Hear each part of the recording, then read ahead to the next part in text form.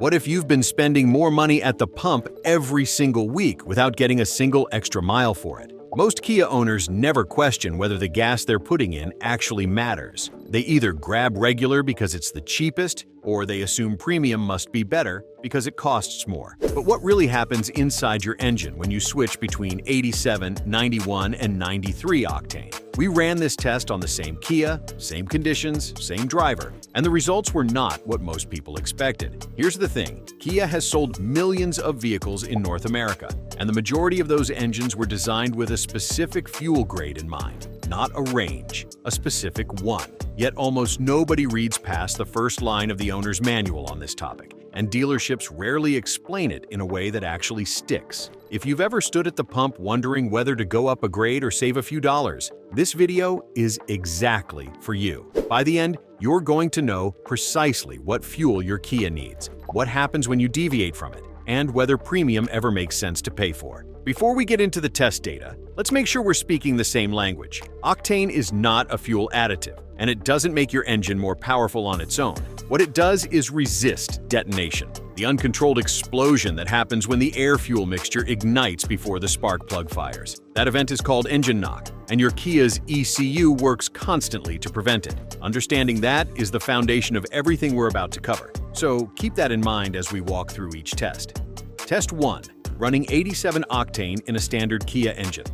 Picture this. You're at a busy gas station on a Monday morning, running slightly late, and you grab the 87 handle because it's cheapest. It's what you've always used, and frankly, it's what the guy in front of you used. For the millions of Kia owners driving naturally aspirated engines, the base Forte, the Niro, the Telluride's standard V6, this is actually completely fine. Kia engineers designed those engines to run on regular unleaded 87 octane. The compression ratios are calibrated for it. The ignition timing is mapped around it. There is no penalty for using it correctly. During our test runs with 87 octane in a Kia that called for regular fuel, everything performed exactly as the engineers intended. Throttle response was normal, fuel economy matched the EPA estimates closely, and no fault codes appeared. The engine ran quietly and cleanly across city and highway driving. This is the baseline everyone should know. If your Kia's owner's manual says regular fuel, 87 is not a compromise. It is the correct answer. Using anything higher in this scenario is not an upgrade.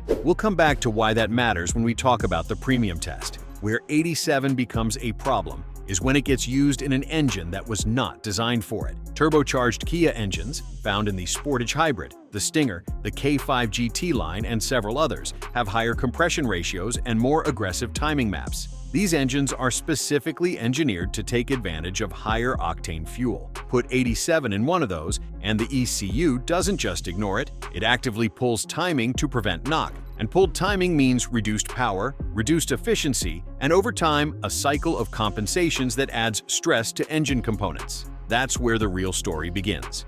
Test 2. Switching to 91 octane and what changed.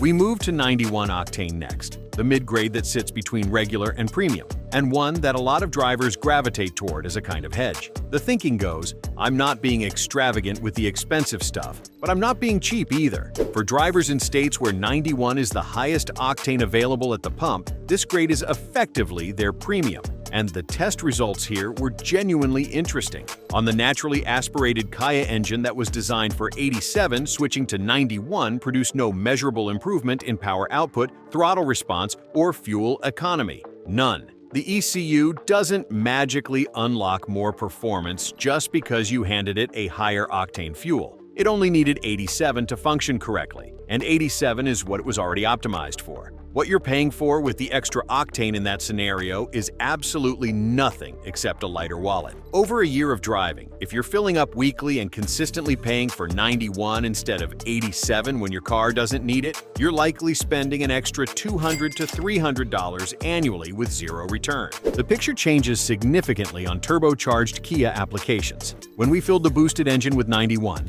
the ECU was able to advance timing closer to its optimal map. Power delivery became noticeably sharper in the mid-range. In our fuel economy loop, we gained a measurable improvement over the 87 run, enough to partially offset the price difference at the pump, though not entirely eliminate it. For Kia owners driving turbo models in regions where 93 isn't available, 91 is genuinely the right call, and the data backs that up clearly. The engine was designed to use it, and it does exactly what it's supposed to when you provide it. Test 3. Premium 93 Octane and the honest results. Now we get to the one most people are curious about: 93 Octane, premium fuel, the grade that costs noticeably more at every station and comes with an implied promise of better performance. We ran a full tank through both engine configurations and tracked every data point we could: fuel economy, throttle response, acceleration feel, and engine behavior under load. The results split cleanly along the same line as before, and they deserve a direct, honest explanation. For the standard naturally aspirated Kia, 93 Octane did nothing. Not marginally less, not slightly worse, nothing. The ECU had no mechanism to take advantage of the extra knock resistance, because knock was never a threat in that engine to begin with. The timing map was already where it needed to be on 87. Running 93 is not harmful to these engines, but it is entirely wasteful. You are paying a premium, often 15 to 20 cents more per gallon, and receiving no additional performance, no better economy, and no protective benefit whatsoever. If someone at a shop or in a comments section has told you that premium is always better for your Kia, that advice is incorrect and expensive. For the turbocharged Kia engine designed to recommend premium, 93 was where everything came together. Timing advanced to its most optimal position. The engine ran at the front edge of its calibration. We recorded the best power delivery and the best fuel economy of all 3 octane grades in this test, which is counterintuitive until you understand the engineering. An engine tuned for 93 is running conservatively on anything below that. Give it 93 and it runs the way Kia's engineers intended it to run. That's not marketing language, that's combustion physics. Test 4. How the Kia ECU reacts to the wrong octane. A lot of drivers assume that modern engines simply handle whatever fuel you give them and sort it out automatically. And while it's true that Kia's engine management system is sophisticated enough to protect itself from knock, that protection comes at a cost that isn't always visible in the short term. Understanding exactly how the ECU responds to an octane mismatch is one of the most important things a Kia owner can know. When you put lower octane fuel than an engine requires into a turbocharged Kia, say 87 in an engine that calls for 91 or 93, the knock sensors begin picking up combustion irregularities. The ECU's immediate response is to retard ignition timing. Pulling timing is a protective measure, and it works, but it comes with consequences. Horsepower drops, sometimes by as much as 10 to 15% under hard acceleration. Fuel economy suffers because the combustion event is no longer happening at its optimal point in the piston's cycle. And if you do this consistently over tens of thousands of miles, the ECU's long-term trim adaptations lock in at a degraded baseline. You are essentially teaching your engine to perform worse, and it will faithfully follow those learned corrections. On the other side, feeding premium fuel to an engine that only needs regular doesn't cause the ECU to go the other way and advance timing beyond its standard map. The knock sensors have nothing to react to because knock isn't happening. They're quiet on 87 already. There's no signal that triggers enhanced performance, no bonus timing advance, and no fuel economy windfall. The ECU simply operates its normal map and the extra money you spent on premium exits through the tailpipe as exhaust, producing no additional work. The system is not designed to reward generosity. It's designed to operate within defined boundaries, and 87 sits well within those boundaries for the engines that call for it. Test 5. Fuel economy numbers across all 3 grades. One of the most common reasons drivers consider going up an octane grade, aside from performance, is the hope of better fuel economy. The logic seems reasonable. If the engine runs more efficiently on premium, maybe I'll use less of it and the math will work out. We tracked fuel economy carefully across all 3 grades and across both engine types, and the numbers tell a clear story worth knowing before you make your next trip to the pump. On the naturally aspirated engine, fuel economy was essentially identical across all 3 grades. We're talking variations of less than 1%, well, within the margin of normal driving variation from day to day. There is no economy benefit from upgrading fuel grade on these engines. Full stop. When you factor in the price per gallon difference, the cost per mile on premium was meaningfully higher despite identical mileage. If fuel economy is your motivation for considering premium in a regular fueled Kia, the data does not support the decision. For the turbocharged engine, the economy story was more nuanced. Running 87 in an engine that once 91 or 93 produced the worst fuel economy of all our test runs. Not dramatically worse, but measurably worse, and consistently so. The engine was working less efficiently, burning more fuel to produce the same output because timing was retarded. Moving to 91 recovered most of that lost efficiency. Moving to 93 on an engine that specifically recommends it brought economy to its best point. In this case, the premium fuel partially pays for itself through improved economy, though it rarely reaches full cost parity. The premium grade costs more, but it earns back some of that premium through efficiency, just not all of it. The right fuel grade is not necessarily the cheapest one, and it's not necessarily the most expensive one. It's the one your specific engine was designed to use. Test 6. Which Kia models need premium and how to know for sure. At this point, you may be wondering exactly where your specific Kia falls in all of this. And that's the most practical question in this entire video, because the answer isn't one size fits all across the Kia lineup. Kia sells vehicles ranging from basic commuter cars to performance-oriented turbocharged models, and the fuel requirements vary significantly across that range. Here is how to know definitively what your engine needs. The most reliable source is always your owner's manual. Specifically, look for the fuel requirements section, not the maintenance schedule and not the general specifications page. Kia's manuals distinguish clearly between engines that require premium and engines for which premium is recommended but not required. That distinction matters. Required means the engine was engineered around high-octane combustion, and running regular will cause the ECU to pull timing every single drive. Recommended means the engine was calibrated to benefit from premium but can run on regular with reduced performance, not with damage. If your manual says regular unleaded is acceptable, then 87 is your correct fuel, and premium is a waste of money. As a general reference,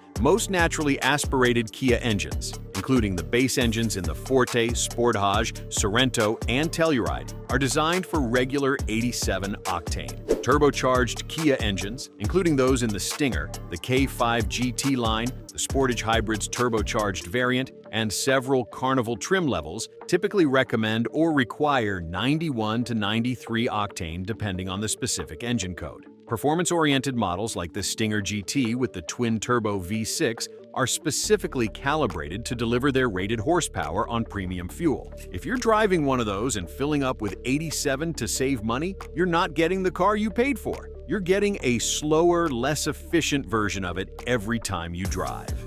Test 7. The real cost math over 12 months of driving.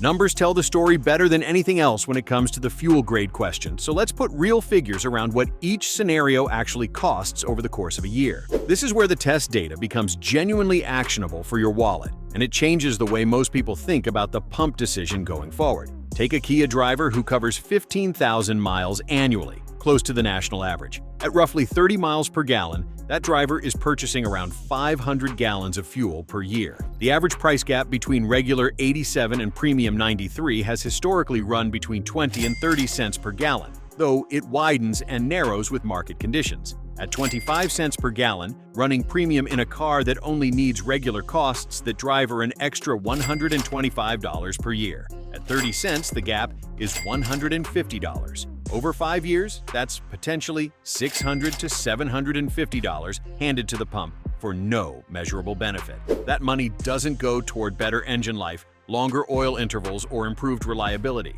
It simply disappears. Now flip the scenario. A driver with a turbocharged Kia that recommends 91 or 93, stubbornly filling up with 87 to save money. That driver is running an engine with pulled timing on every commute. The car underperforms relative to its specifications. Fuel economy is slightly degraded, which partially erodes the per-gallon savings. And over the long term, the ECU's adaptive learning locks in a compensation pattern that assumes lower octane fuel as the baseline. The savings at the pump are real in the short term, but come with a hidden tax on performance and efficiency. The correct fuel for your specific engine is not an upsell. It's an engineering specification, and treating it as optional has real consequences that show up in your data over time. The bottom line. After running this test across 3 fuel grades and 2 engine configurations in the same Kia, the conclusion is straightforward. There is no universal winner, only the right fuel for your specific engine. If your Kia runs on a naturally aspirated engine designed for regular 87 octane, then 87 is your answer, not because it's the cheapest option, but because it's the engineering specification your engine was built around. Premium fuel in that engine delivers nothing extra, wastes real money every fill-up, and does this consistently over hundreds of thousands of miles of ownership. If you're driving a turbocharged Kia that recommends or requires 91 or 93, then regular fuel is a false economy. You are getting a degraded version of your engine's performance every single drive. And the ECU's protective timing retard means you're spending more money in fuel while getting less output. The premium grade in that case isn't a luxury. It's the correct tool for the combustion system you own. The single most important thing you can do right now is open your owner's manual to the fuel requirements section and read exactly what your engine calls for, not the sticker at the pump, not what the previous owner told you, not what the internet says about your model year in general, your specific engine specification. That one piece of information, properly understood and consistently applied, will serve your Kia better than any fuel additive, any premium brand loyalty, or any pump habit you've built up over the years. Know your engine, fuel it correctly, and it will give you exactly what it was engineered to deliver, every single time. If this test answered a question you've had for a while, hit that subscribe button. We run real-world tests like this on Kia models regularly, and there's a lot more coming that you won't want to miss. Drop your fuel question in the comments below, and we may turn it into our next test.